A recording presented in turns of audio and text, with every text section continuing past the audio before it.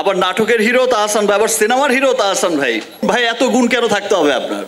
দেখা তো আমার প্রতিদিনই করতে মনে চায়, আবার দেখা হয়ে গেল।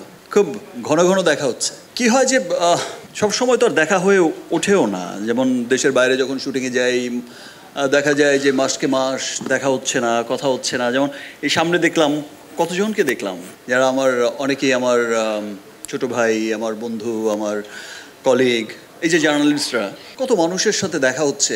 এই অনুভূতিটা খুবই আনন্দের একটা অনুভূতি, কারণ আপনারা আমরা সকলে মিলেই কিন্তু একটা পরিবার। এবং যেভাবে আপনাদের ভালোবাসার আমাদেরকে আগলে রাখেন, আমাদের সমস্ত শিল্পীদেরকে আগলে রাখেন বিভিন্ন রকম বিভিন্ন সময়ে, এক পরিবারের লোক আমরা সকলের। আপনারাও আমাদের সকলের ভালোবাসার মানুষ, আমরা যেমন আপনাদের। যেই জন্য আজকের এই চমৎকার আয়োজন। ওয়েলকাম টু রিমার্ক পরিবার। তাহসান ভাই একটু আগে বলছিল যে ভাই এত আর্টিস্ট ওখানে আছে, আবার আরেকজন কেন? আর আমি বলছি যে আরেকজন বাদিবা যাবে কেন?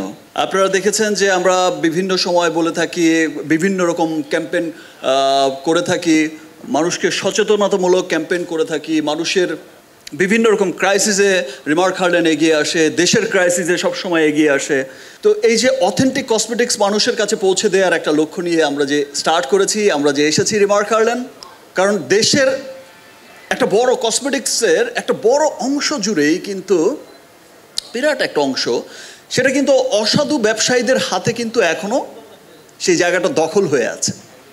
আমার দেশের মানুষ, আপনি, আমি, আমরা সকলেই যখন একটা কসমেটিক্স কিনতে গেছি রিমার্কের আগে, তখন কিন্তু অ্যাটলিস্ট একটা সন্দেহ থেকেই গেছি যে আমার কসমেটিক্স, আমার পণ্যটা কি অরিজিনাল কিনা।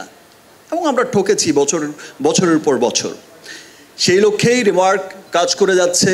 এখন অনেকেই যেমন বলে যে ভাইয়া আমি ইউএসএতে গিয়েছিলাম ওই সময়, বা লন্ডন গিয়েছিলাম, বা মিডল ইস্টে দুবাইতে গিয়েছিলাম, আপনার সিনেমাটা ওখানে দেখেছি, খুব ভালো লেগেছে।